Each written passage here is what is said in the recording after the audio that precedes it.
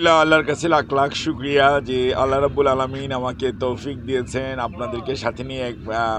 নির্বাচন পরবর্তীতে একবার আমি এসেছিলাম। আর যখন নমিনেশন পেপার জমা দিয়েছিলাম নির্বাচনের পূর্বে, তখন একবার আমি ওনাদের কবর, বিশেষ করে এই ফরিদপুর গোরস্থান, এখানে আমাদের বারবার আসা হয়েছে। রাজনৈতিক কর্মসূচি নিয়ে যখনই এসেছি তখনই আমরা আমাদের দেশনেত্রী বেগম খালেদা জিয়ার আব্বা আম্মা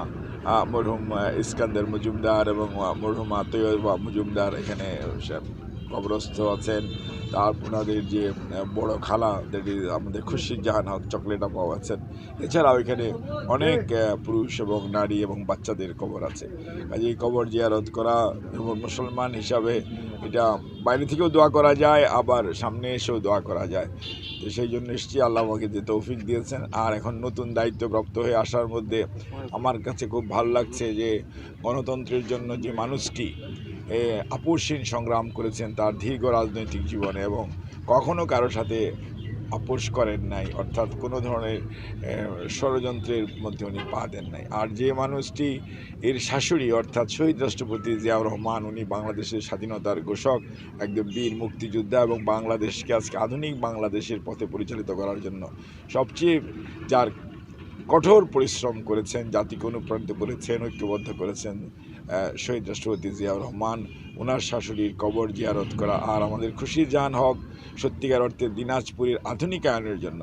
উনি সবচেয়ে বেশি উল্লেখযোগ্য ভূমিকা পালন করেছেন যখনই উনি সুযোগ পেয়েছেন। কাজেই আমি মনে করি যে আজকে দিনাজপুরে যেহেতু আমার নতুন দায়িত্বপ্রাপ্ত হওয়ার পর প্রথম সফর আসা, সেই জন্য আমি মনে করেছি যে ওনাদের প্রতি শ্রদ্ধা এবং ওনাদের জন্য দোয়া করা, এবং সর্বোপরি সমগ্র দিনাজপুর জেলা সহ সমগ্র উত্তরাঞ্চল অথবা পিছিয়ে পড়া মানুষগুলোর জন্য কাজ করার যে সুযোগ আল্লাহ রাব্বুল আলামিন আমাকে আমার সরকারি দায়িত্বের মধ্যে দিয়েছেন, সেই দায়িত্ব যাতে সঠিকভাবে পালন করতে পারি সেই জন্যই আমি এখানকার বিশেষ করে মাদ্রাসার যে হাফেজ সাহেবরা, ছোটো ছোটো ছেলেরা পড়াশোনা করছে তাদেরকে নিয়ে, ইমাম সাহেবকে নিয়ে এবং এখানকার বিএনপির নেতৃবৃন্দকে সাথে নিয়ে আমি যে এসেছি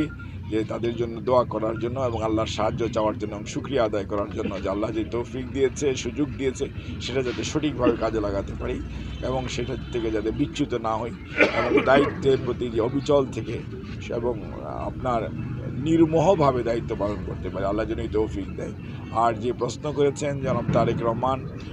ওনার নানি এবং নানা নানি এখানে সাহিত্য আছেন, উনি সবসময় যখনই ওনার সাথে কথা হয় তখনই ওনার দিনাজপুরের কথা উঠলেই ওনার নানা নানির কথা বলেন, যে ওটা আমার নানা নানির দেশ, বগুড়া আমার দাদা দাদির দেশ, সিলেট আমার শ্বশুর বাড়ির দেশ। এটা উনি সব সময়ই বলেন এবং উনি ওপেন বক্তব্যও বলেন, আপনারা খেয়াল করেছেন। কাজে ওনার মনের টান, নারীর টান দিনাজপুরের প্রতি আছে। আর দিনাজপুর বগুড়াতে ইনশাল্লাহ সদরে আপনার ফ্যামিলি কার্ডের একটা উদ্বোধনী প্রোগ্রাম ইনশাল্লাহ 10ই মার্চ হওয়ার কথা রয়েছে, ইনশাল্লাহ সেটা হবে। কাজে উনি সেখানে আপনার সরকারি সফর হলেই বুঝতে পারবেন রাষ্ট্রীয় ব্যস্ততা এবং কাজের ব্যস্ততার মাঝে অবশ্যই উনি ওনার দিনাজপুরের সফর দেখবেন কোনো না কোনো সময় ইনশাল্লাহ হয়ে যাবে। ধন্যবাদ সবাই।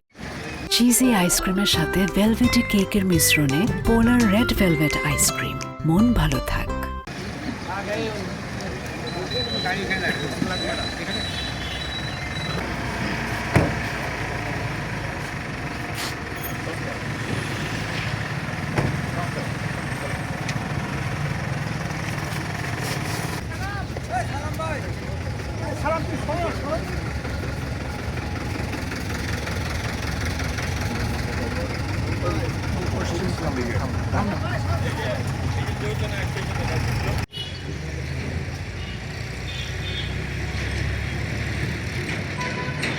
সূরা আল-হাকুমুত তাকাসুর,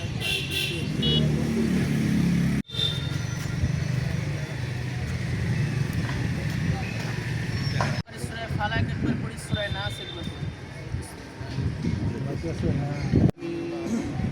আল্লাহুম্মা আনতাস সালাম ওয়া মিনকাস সালাম ফুসানা ওয়া ইন লাম তাগফির লানা ওয়া তারহামনা বিরহামহুমা কামা রাব্বায়ানি সগীরা। আয় আল্লাহ,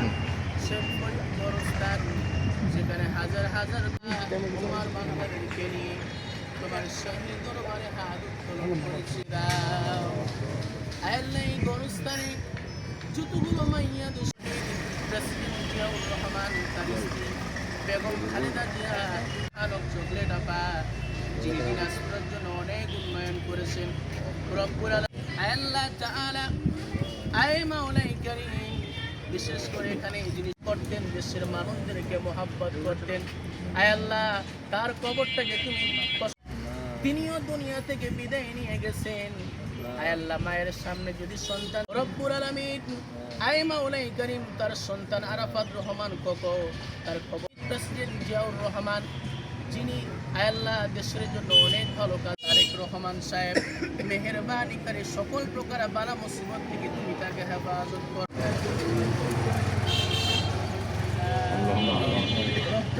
رب العزة عما يصفون وسلام على المرسلين رب العالمين